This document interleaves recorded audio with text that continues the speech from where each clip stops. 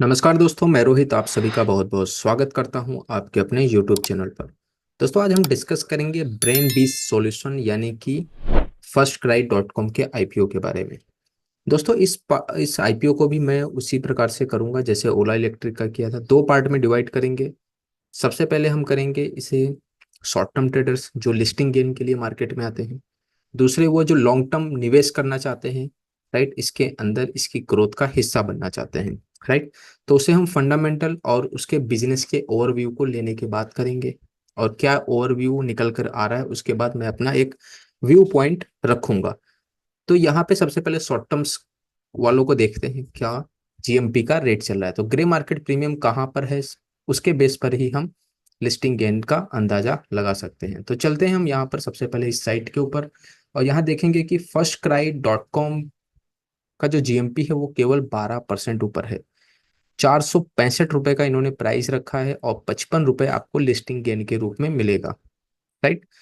तो 12% है ये। मुझे नहीं लगता बहुत ही अच्छा लिस्टिंग गेन यहाँ पे देखने को मिल रहा है, राइट। इससे बेहतर ये होगा कि आप ये यूनिकॉम सॉल्यूशन है इसके अंदर पैसा लगा दीजिए। 37% ये ऊपर दिखाई दे रहा है। फर्स्टक्राई.com 12% लिस्टिंग गेन के लिए बिल्कुल भी सही नहीं है, राइट। तो मेरे ख्याल से अवॉइड करना चाहिए लिस्टिंग गेन के लिए फर्स्टक्राई.com। 12% कुछ भी खास नहीं था। मैं समझता हूँ कि 20% के अंदर अगर लिस्टिंग गेन दिखाई दे रहा है, 20-25% भी दिख रहा है, इग्नोर करना चाहिए। कम से कम 40-35%, 50% का लिस्टिंग गेन हो तो देखा जा सकता है, राइट। तो ये 37% वाला है, इसे आप देख सकते हैं, ये बेहतर लग रहा है। बाकी फर्स्टक्राई.com फॉर शॉर्ट टर्म मुझे सही नहीं दिख रहा है, इग्नोर करना चाहिए, राइट। अब दोस्तों हम चलते हैं वहां पर जहां लॉन्ग टर्म निवेशक या फिर जो इसकी ग्रोथ का हिस्सा बनना चाहते हैं उनके पॉइंट ऑफ व्यू से समझते हैं कि जो ये फर्स्टक्राई.com है या फिर ब्रेन बीस सॉल्यूशन जो है, क्या इसमें हमें पैसा लगाना चाहिए या फिर नहीं, राइट। तो दोस्तों सबसे पहले हम चलते हैं और समझते हैं फर्स्टक्राई.com। देखो, फर्स्टक्राई.com जो है ये एक ब्रांड नेम है, राइट। इसकी जो कंपनी का नाम है वो ब्रांड बीस सॉल्यूशन लिमिटेड है। यानी कि जैसे कि डीमार्ट जो है ब्रांड नेम है, राइट। एवेन्यू सुपरमार्ट लिमिटेड ये इसका कंपनी नेम है। तो ब्रांड बीस सॉल्यूशन एक कंपनी नेम है, राइट। तो ये कंपनी आखिर करती क्या है, तो ये सारी चीजें हम समझते हैं। फर्स्टक्राई.com है ये largest multi channel retailing platform है जो मदर्स बेबीज किड्स के प्रोडक्ट्स बनाती है, राइट। आप इनके प्लेटफॉर्म पे अगर जाएंगे तो आपको यहाँ पे दिखेगा कि यह मदर्स के लिए, बेबीज के लिए, किड्स के लिए ये लोग प्रोडक्ट्स बनाते हैं। 2010 में इनका एंटर हुआ था इंडिया के अंदर, राइट। इनकी जो प्रेजेंस है वो केएसए और यूएई यानी कि सऊदी अरेबिया और सऊदी इमरात, यहाँ पर इनकी प्रेजेंस ज़्यादा है। यानी गल्फ कंट्री के अंदर इनकी प्रेजेंस ज़्यादा है जहाँ पर ये 2019 और 2022 में एंटर हो गए थे, राइट। इनका जो मोटो है, इनका मेन मोटो ये है कि जो किड्स जब जन्म होता है, न्यू बॉर्न बेबी जब होता है तो पेरेंट्स के साथ उनका बहुत ज़्यादा इमोशनल अटैचमेंट होता है। तो उस इमोशनल अटैचमेंट को हमेशा के लिए बनाकर रखने के लिए, मेमोरीज उनकी बहुत अच्छी हो जो बचपन की, उन बच्चों की और पेरेंट्स की दोनों के बीच का जो रिलेशन है वो बहुत ही बेहतर हो, मेमोराइज्ड हो, ऐसी सिचुएशन ये लोग क्रिएट करते हैं।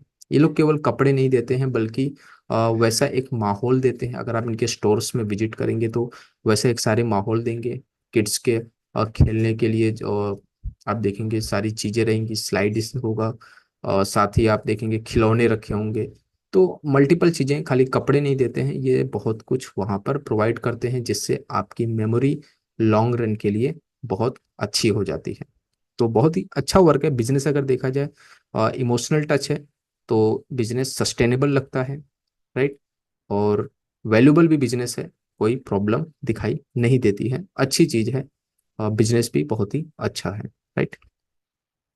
आगे चलते हैं। इन्होंने जो अपने स्टोर्स बनाए हैं, राइट, वो दो पार्ट में डिवाइड किया है। एक नाम है फोफो और एक कोको। फोफो यानी कि franchisee owned franchisee operating, right. COCO means हो गया कंपनी वॉन्ड कंपनी ऑपरेटिंग। इस तरीके से दो नाम दिए गए हैं। तो यहाँ पर दो तरीके से कंपनी ऑपरेट कर रही है देश के अंदर, एक फ्रेंचाइजी स्टोर्स के रूप में, एक कंपनी स्टोर्स के रूप में। अगर इनके कंपनी स्टोर्स की मैं बात करूं तो 2023 के अंदर 126 से 286 तक की ग्रोथ एक ही साल में, 2023 और मार्च 31, राइट।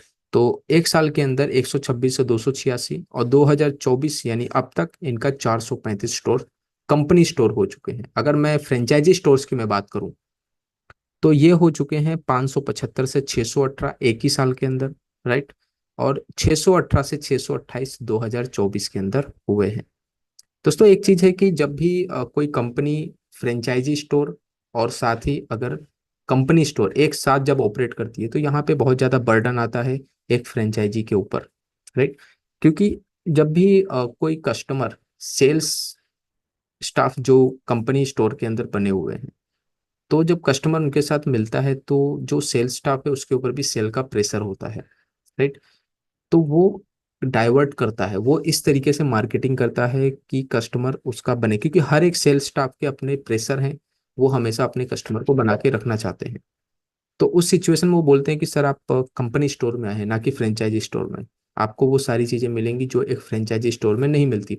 ये एक टर्म होती है, मैं भी कई बार विजिट करता हूँ तो वो इस तरह के वर्डिंग को इस्तेमाल करते हैं, राइट। और एक सेल्स स्टाफ हमेशा कंपनी स्टोर में जाने की कोशिश करता है। अगर किसी को जॉब करनी है तो वो फ्रेंचाइजी स्टोर के कंपेयर में कंपनी स्टोर में ज़्यादा प्रेफर करता है, वहाँ ज़्यादा उसको फैसिलिटी मिलती है। तो इस तरीके की अगर सिचुएशन खुद कंपनी क्रिएट करती है तो कहीं ना कहीं इनके मार्केटिंग में जो ये फ्रेंचाइजी स्टोर्स हैं वो घटने लग जाते हैं, और ये बहुत बड़ा इम्पैक्ट इनके बिजनेस पर भी पड़ता है, राइट।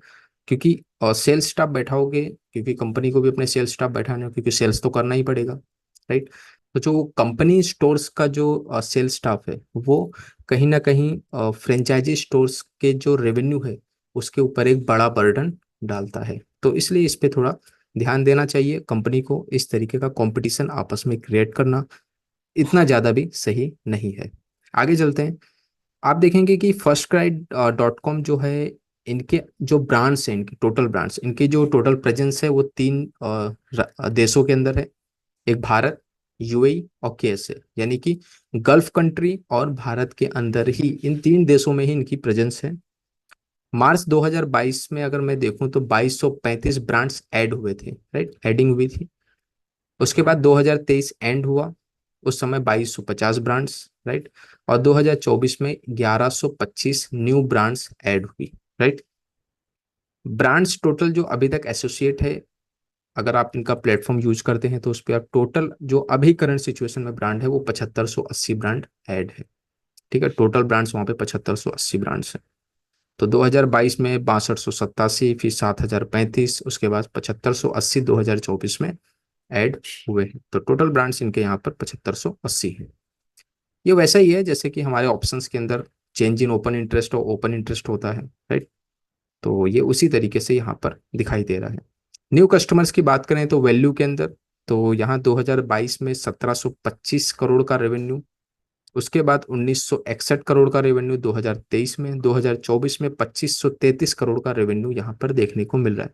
ये न्यू कस्टमर्स की तरफ से आया हुआ रेवेन्यू है। टोटल एग्जिस्टिंग कस्टमर्स की तरफ से जो रेवेन्यू है वो 4073 करोड़, फिर 5296 करोड़, और फिर 6587 करोड़ के आसपास का रेवेन्यू देखने को मिल रहा है। मतलब कि यहाँ पर आप देखिए, ये रेवेन्यू है। रेवेन्यू का मतलब होता है जो भी है कंपनी सेल कर रही है, ठीक है। सेल्स करके जो पैसा आ रहा है, अभी इसके अंदर से आपका जो रॉ मटेरियल का कॉस्ट है, मैन्युफैक्चरिंग कॉस्ट है, अदर कॉस्ट है, एम्प्लॉय का कॉस्ट है, राइट, ये सब निकलेगा। उसके बाद उसमें से टैक्स कटेगा, तो ये सारी चीजें डिक्लाइन होगी, फिर जा करके नेट प्रॉफिट आता है। ये केवल रेवेन्यू है, केवल सेल्स है, राइट। इतना पैसा कंपनी नहीं कमा रही है, अभी इसमें से बहुत सारी चीजें घटाई जाएंगी। तो चीजें ग्रोइंग दिख रही हैं, आप देखेंगे 70%, 72%, भी 72% के आसपास के ग्रोथ है। तो कंपनी ग्रो कर रही है, कस्टमर्स भी उन्हें मिल रहे हैं, नए कस्टमर्स भी ऐड हो रहे हैं।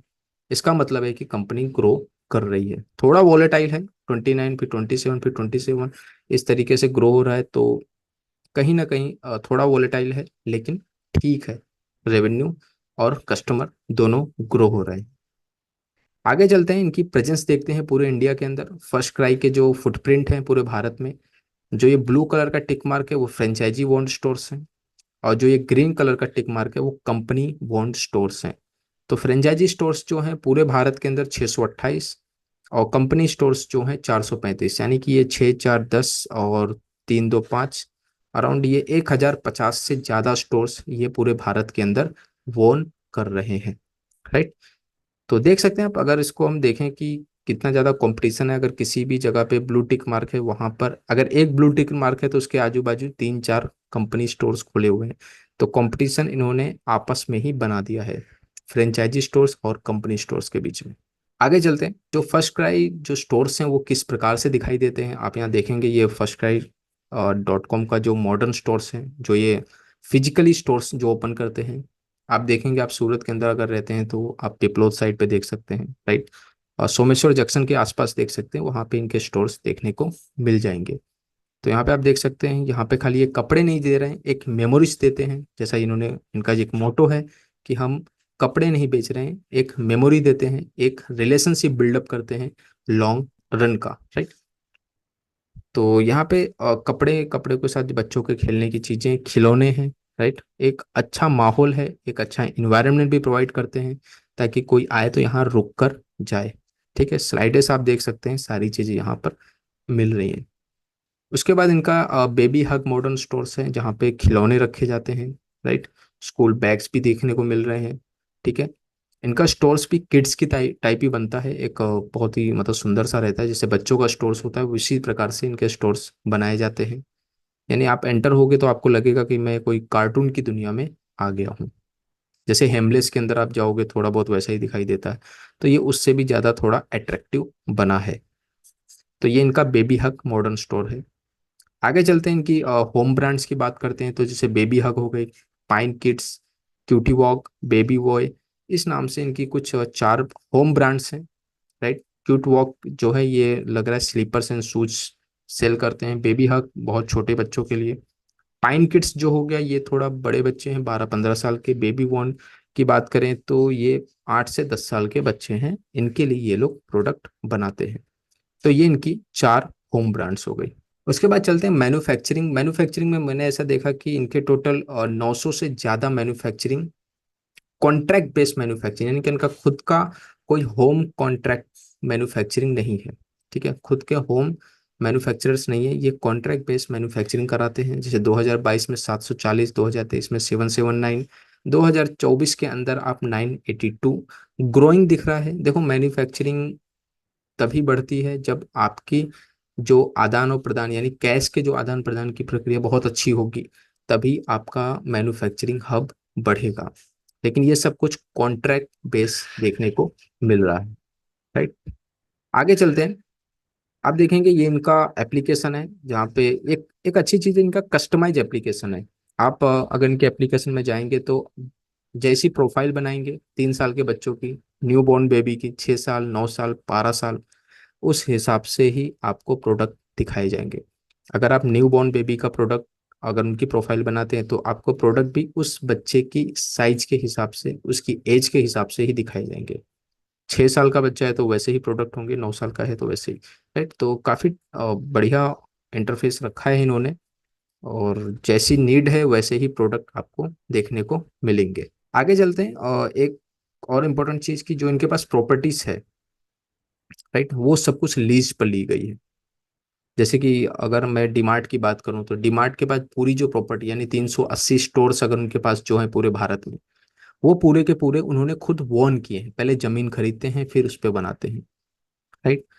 लेकिन ये जो इनके 1050 से ज्यादा जो स्टोर्स हैं वो लीज पर हैं।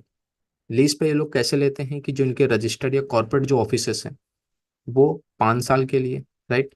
उसके बाद जो ये स्टोर्स ओपन करते हैं, कंपनी स्टोर्स, वो 9 साल के लिए, और जो वेयर हाउसेस होते हैं वो 15 साल के लिए लीज पर लेते हैं। तो इस तरीके से इनका काम करने का तरीका है। तो जो भी चीजें हैं ये लीज पर ली हुई थी, यानी कि पट्टेदार जमीनें हैं, राइट। तो ये एक ओवरव्यू हो गया ये firstcry.com का। और काफी ठीक है कंपनी। अगर बिजनेस की मैं बात करूं तो बिजनेस बहुत अच्छा है, इमोशनली टच है, लॉन्ग रन चलता रहेगा, राइट। तो अब थोड़ा देख लेते हैं, बिजनेस तो सही है, सब कुछ ग्रोइंग दिख रहा है, जो भी है हमने डाटा देखा सब कुछ बढ़ता हुआ दिख रहा है, थोड़ा वॉलेटाइल भी है लेकिन ओके ओके डाटा है, राइट। बिजनेस अच्छा है, बिजनेस लॉन्ग रन तक सस्टेनेबल लग रहा है, राइट, जिस हिसाब से ये काम कर रहे हैं और जिस हिसाब से इनकी प्रेजेंस है और जैसे इन्होंने स्टोर्स की ओपनिंग की है, तो बिजनेस सही है, राइट। तो देखते हैं, अब इनके फंडामेंटल्स को एक बार देख लेते हैं कि क्या जो ये बोल रहे हैं वैसा इनके डाटा भी बोलते हैं या नहीं, राइट। तो चलते हैं मेरी एक्सेल सीट के ऊपर और यहाँ मैं आपको समझाने की कोशिश करता हूँ किस हिसाब से इनका डाटा देखने को मिल रहा है। सबसे पहले पीएनएल देखेंगे, उसके बाद कैश फ्लो और फिर रेशियो के हिसाब से हम आइडेंटिफाई करने की कोशिश करेंगे। सेल्स की मैं बात करूं तो ये 3 साल के एवरेज है, राइट, 2022 23 24 का एवरेज है। तो 4546 करोड़ का इन्होंने रेवेन्यू किया, राइट। उसके अंदर raw material 390 crore, manufacturing cost इनकी ज्यादा लगती है, राइट, 2920 करोड़ के आसपास इनकी मैन्युफैक्चरिंग कॉस्ट है। एम्प्लॉय के पीछे 388 करोड़ दिया है, अदर कॉस्ट इनकी 1105 है। तो एक्सपेंस की मैं बात करूं तो 6260 करोड़ का खर्चा और 4546 करोड़ के आसपास का रेवेन्यू जनरेशन है, तो 16 करोड़ ज्यादा इनका खर्चा हो रहा है, ठीक है। इसका मतलब कंपनी लॉस मेकिंग है, जैसा आप देख सकते हैं एबिटा के अंदर 319 करोड़ और जो प्रॉफिट आफ्टर टैक्स है 295 करोड़ के आसपास देखने को मिला, तो नेट लॉस है कंपनी, ठीक है, कंपनी प्रॉफिटेबल नहीं है, राइट। तो बिजनेस अच्छा है, राइट। ओला इलेक्ट्रिक के केस में क्या है कि देखो, मैंने ओला इलेक्ट्रिक को लेकर के इसलिए डिनाई किया क्योंकि ओला इलेक्ट्रिक जिस सेक्टर के अंदर काम करने जा रहा है वहां ऑलरेडी बिग फिशेस बैठे हुए हैं, यानी टाटा है, मारुति है, हीरो है, राइट। अभी उन्होंने अपने स्कूटर्स नहीं निकाले, बाइक नहीं निकाली है। जैसे जैसे समय बढ़ेगा, अगर वो ये चीजें निकालते हैं तो डेफिनेटली उन्हें बीट करना मुश्किल हो जाएगा ओला के लिए। लेकिन अगर मैं फर्स्ट क्राई की बात करूं तो ऐसा कुछ नहीं है अभी, ये बिल्कुल ही न्यू है इस इंडस्ट्री के अंदर, राइट। जोमेटो अगर फूड दे रहा है तो ये बेबीज पे काम कर रहे हैं और ये इतने अच्छे तरीके से काम कर रहे हैं कि अ, मुझे नहीं लग रहा है कि हमने इसके अलावा कुछ सोचा है। अगर हमारे माइंड में अगर आता है आज के दिन कि चलो कुछ न्यू बॉर्न बेबी के लिए कुछ देखा जाए, तो माइंड में आता है firstcry.com पे जाते हैं, राइट। अगर जब हम गाड़ियों की बात करते हैं तो हमारे मन में आता है कि टाटा के लिए कि मारुति के लिए, हमारे मन में ओला कभी नहीं आएगा जल्दी। वो भी न्यू है, ठीक है, वो न्यू बॉर्न बेबी है उस सेक्टर के अंदर।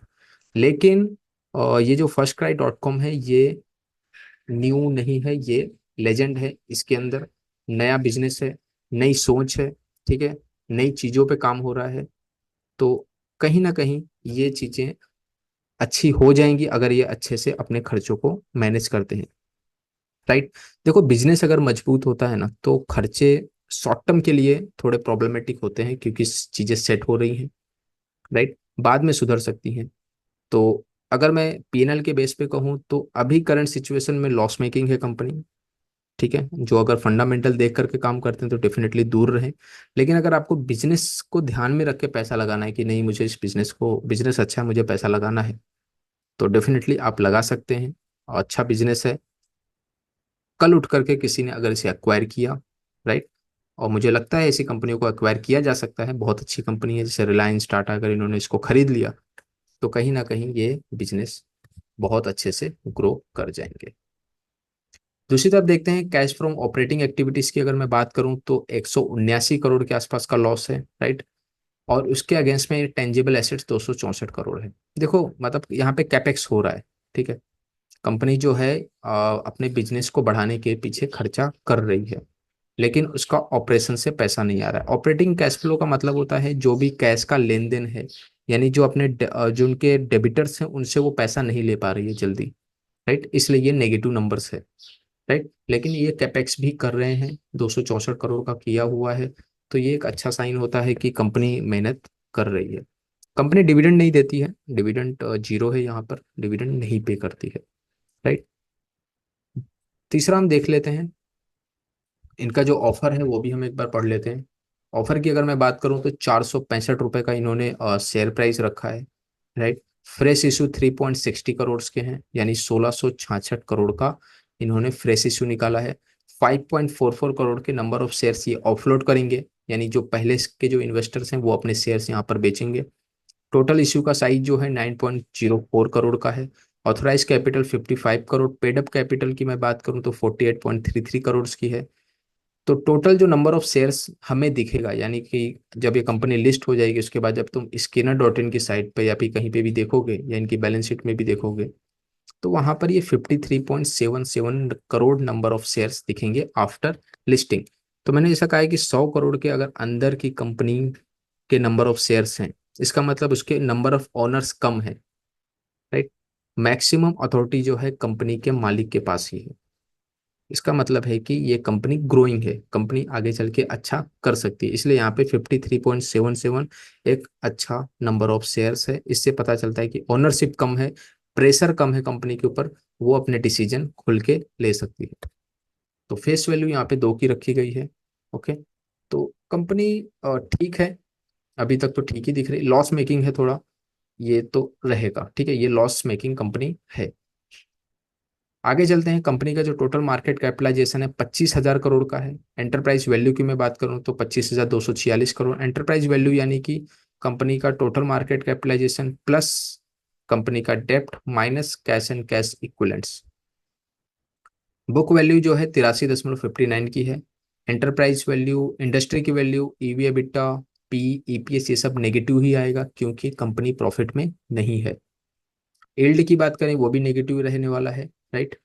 और यहाँ पे अगर ये सारी चीजें देखने का मतलब नहीं है अभी करंट सिचुएशन में, क्योंकि कंपनी लॉस मेकिंग है तो ये सारे नंबर नेगेटिव होंगे, कोई भी क्लू नहीं निकलेगा। नेट प्रॉफिट मार्जिन की बात करूं तो 6.5% है। 6.5% मतलब कंपनी एफर्ट कम लगा रही है, राइट।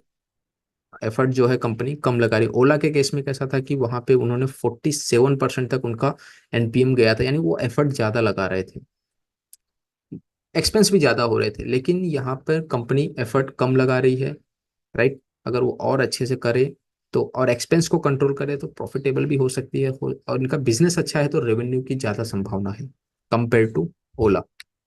ऑपरेटिंग प्रॉफिट मार्जिन की मैं बात करूं तो -7 है। रिटर्न ऑन इक्विटी सब कुछ नेगेटिव ही दिखाई देगा। एसेट्स की मैं बात करूं तो एसेट्स बहुत अच्छे हैं इनके, राइट। हर एक चीज 2x तक है। आप यहाँ देखेंगे करंट लाइबिलिटी के करंट कंपेयर में करंट एसेट्स ज्यादा है, फिर करंट एसेट्स टोटल लाइबिलिटी के कंपेयर में भी ज्यादा है, राइट। नेट एसेट्स डेप्ट के कंपेयर में ज्यादा 16 गुना ज्यादा है, राइट। और डेप्ट के कंपेयर में करंट एसेट्स 13 गुना ज्यादा है, राइट।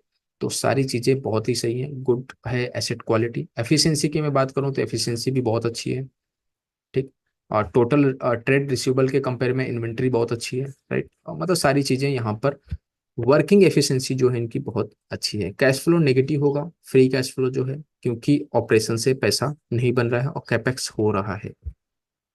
तो ऑल ओवर एक व्यू अगर देखा जाए तो शॉर्ट टर्म ट्रेडर्स के लिए जो जीएमपी का जो प्राइस है, ठीक है, वो इतना खास नहीं है। तो शॉर्ट टर्म के लिए जो लिस्टिंग गेन के लिए काम करना चाहते हैं बिल्कुल छोड़ दें, कोई मतलब नहीं निकलता है। दूसरी तरफ हम देखेंगे कि जो फंडामेंटल के हिसाब से जो कंपनी के प्योर फंडामेंटल देखते हैं, मुझे कंपनी प्रॉफिटेबल चाहिए, बिल्कुल छोड़ दें, कंपनी अभी प्रॉफिट में नहीं है। लेकिन जो चाहते हैं कि नहीं मुझे बिजनेस पे पैसा लगाना है, थोड़ा इसके मैनेजमेंट के बारे में भी रीड करिए, राइट। लेकिन अगर बिजनेस की मैं बात करूँ तो बिजनेस बहुत अच्छा है, आगे चल के ग्रोथेबल है। और जैसी सिचुएशंस बन रही हैं, राइट, जिस हिसाब से हमारा देश जो है ग्रो कर रहा है, लोग इसके प्रति भी बहुत ज्यादा इंटैक्टेबल बनेंगे, राइट। तो बिजनेस बहुत अच्छा है, बिजनेस पे पैसा लगाना है तो डेफिनेटली बहुत ही सही कंपनी है, आप लगा सकते हैं। करंट सिचुएशन में लॉस में है, लेकिन अगर कंपनी का मैनेजमेंट मजबूत होगा, इसके बारे में सोचेगा, तो ये बहुत अच्छे से ग्रो कर पाएगी। तो बिजनेस पे पैसा लगाना है डेफिनेटली लगाइए, लेकिन अगर आप फंडामेंटल देख करके अगर लगा रहे हैं तो डेफिनेटली रुकिए, समय दीजिए, सिस्टम को बनने दीजिए, सेटअप आने दीजिए, फिर आप इसके अंदर निवेश कर सकते हैं। बाकी बिजनेस बहुत सही है, और लिस्टिंग गेन के लिए भी डिनाई करिए। तो दोस्तों ये था एक ओवरव्यू firstcry.com या फिर ब्रेन बीस सॉल्यूशन लिमिटेड का, जिसके अंदर हमने देखा कि शॉर्ट टर्म ट्रेडिंग के प्रोस्पेक्टिव से हमें अगर इसमें काम करना है तो क्या थिंक रखनी चाहिए, और लॉन्ग टर्म के लिए अगर इसमें हमें पैसे लगाने हैं तो कौन से ऐसे पॉइंट्स देखने हैं जिसके बेस पर हम इसमें लंबे समय के लिए पैसा लगाएं। तो मैंने सारी चीजें आपके सामने रख दी हैं, अब आपका निर्णय है आपको इसके अंदर क्या करना चाहिए। तो वीडियो अच्छा लगा हो तो जरूर लाइक करिए, सब्सक्राइब करिए, उनके साथ शेयर करिए जो firstcry.com के अंदर पैसा लगाना चाहते हैं, राइट। तो मिलते हैं, अपना ख्याल रखिए, अपने माता पिता का ख्याल रखिए। जय हिंद, जय भारत।